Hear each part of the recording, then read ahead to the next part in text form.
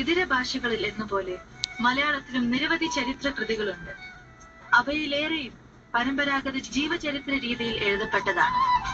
പ്രവാചക ശിഷ്യരിൽ ഒരാളായ റബിയത്ത് ഇബ്നു ഖാബിനെ കേന്ദ്രീകരിച്ച് പ്രവാചക ചരിത്രത്തിലെ ഏറെ ശ്രദ്ധേയങ്ങളായ നിരവധി സംഭവങ്ങൾ ചേതോഹരമായി അവതരിപ്പിക്കുകയാണ് ഈ പരമ്പരയിലൂടെ. ഹിജറയ്ക്ക് ശേഷമുള്ള പ്രവാചക ജീവിതത്തിലെ ഒട്ടേറെ അനുഭവങ്ങൾ ഈ പരമ്പരയിലൂടെ ഇതിൽ വിരിയുന്നു. പണ്ഡിതനും എഴുത്തുകാരനുമായ പി.കെ. ജമാലിന്റെ മുഹാജിർ എന്ന പുസ്തകത്തിന്റെ വായനാവിഷ്കാരം.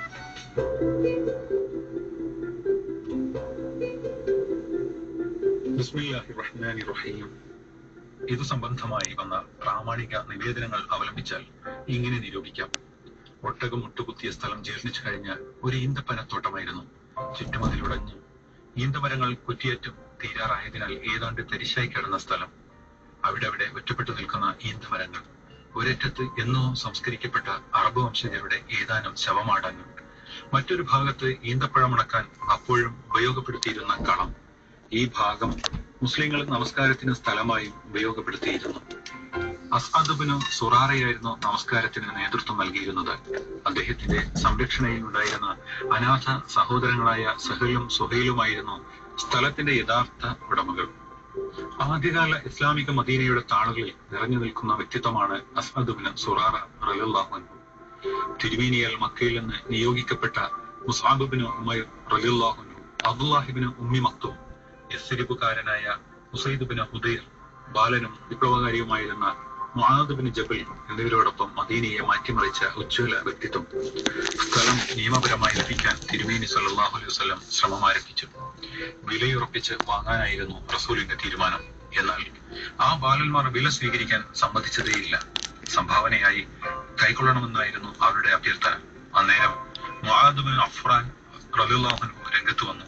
അദ്ദേഹം പറഞ്ഞു, റസൂലെ, നമുക്ക് പള്ളി പണിയാനുള്ള ഒരുക്കങ്ങൾ തുടങ്ങാം. കുട്ടികളെ കാര്യം ബോധിപ്പിക്കുന്ന ചുമതല ഞാൻ ഏറ്റു. അങ്ങനെ 10 ദീനാർ വിലയുറപ്പിച്ചു. അബൂബക്കർ റളിയല്ലാഹു അൻഹു അത് നൽകുകയും ചെയ്തു. പള്ളി നിർമ്മാണം ഉടനെ ആരംഭിച്ചു. കുണ്ടും കുഴിയുമായി കിടന്ന സ്ഥലം നിരപ്പാക്കി. ഈന്തമരങ്ങൾ വെട്ടിമാറ്റി കൊള്ളാവുന്നവ പള്ളി നിർമ്മാണത്തിന് ഉപയോഗിക്കാൻ മാറ്റിവെച്ചു. ശ്മശാനമായി ഉപയോഗിച്ചിരുന്ന സ്ഥലം കിളച്ച് അസ്ഥികൾ പുറത്തെടുത്തു നീക്കി. ശേഷം 1.5 മീറ്റർ ആഴത്തിൽ തറകീറി. 50 മീറ്റർ നീളവും 49 മീറ്റർ വീതിയിലുമാണ് പള്ളി പ്ലാൻ ചെയ്തിരുന്നത്. അഥവാ 2450 ചതുരശ്ര മീറ്റർ സ്ഥലത്തായിരുന്നു പള്ളി. കീറിയ തറ കല്ലുകൊണ്ട് കെട്ടി കളിമണ്ണിൽ തീർത്ത ഇഷ്ടിക കൊണ്ട് ചുമരുപെടുത്തു. ആളുയരമേ ചുമരുകൾക്ക് ഉണ്ടായിരുന്നുള്ളൂ. കൈപൊക്കിയാൽ മുകളിൽ സ്പർശിക്കാവുന്ന ഉയരമാണ് ഉണ്ടായിരുന്നതെന്ന് വിവരണങ്ങളുമുണ്ട്. പള്ളിക്കകത്ത് മുൻഭാഗത്ത് മാത്രമേ മുകളിൽ ഈന്തയോല മേഞ്ഞ് തണൽ സൃഷ്ടിച്ചിരുന്നുള്ളൂ. അതിന് തൊട്ടഭാഗം ചുമരുകളാൽ അതിരിട്ട് കിടന്നു. ആകാശം മാത്രമായിരുന്നു അതിന്റെ മേൽക്കൂര. മുകളിൽ ഈന്തയോല വിരിക്കാൻ ഉദ്ദേശിച്ച ഭാഗങ്ങളിൽ ചുമരുകൾക്കിടയിൽ ഈന്തപ്പന പൊളിച്ചും പൊളിക്കാതെയും തരം പോലെ നാട്ടിയിരുന്നു. മുകൾ ഭാഗം മറച്ച പന്തലിട്ട് എന്ന പ്രയോഗമാവും ശരി. സ്ഥലത്തിന് പോലും ഭദ്രമായ മേൽക്കൂര ഉണ്ടായിരുന്നില്ല.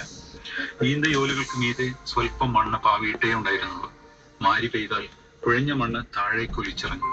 സൂര്യൻ പൊങ്ങിയാൽ വിടവുകളിലൂടെ ഊർന്നിറങ്ങുന്ന സൂര്യരശ്മികൾ തറയിൽ തരം പോലെ ചിത്രവേല നടത്തും. കുഴി നിരത്തുക മാത്രം ചെയ്ത മണ്ണിലത്തിന് ഇതുമാത്രമായിരുന്നു അലങ്കാരം. പള്ളി നിർമ്മാണം പൂർണ്ണമായും തിരുമേനിയുടെ മേൽനോട്ടത്തിലാണ് നടന്നത്. തിരുമേനിയും ശാരീരിക അധ്വാനത്തിൽ ഏർപ്പെട്ടു. നിർമ്മാണ വേളയിൽ നടന്ന ഒരു സംഭവം നാം മുമ്പ് വിവരിച്ചിട്ടുണ്ട്. പള്ളിപ്പണി നടന്നുകൊണ്ടിരിക്കെ യമാമയിൽ നിന്ന് വന്ന ബനി ഹനഫിയ ഗോത്രക്കാരനായ ത്വൽഖ റളിയല്ലാഹു അൻഹു നൽകുന്ന വിവരണത്തിൽ നിന്ന് റസൂലിന്റെ ശ്രദ്ധ എവിടെയെല്ലാം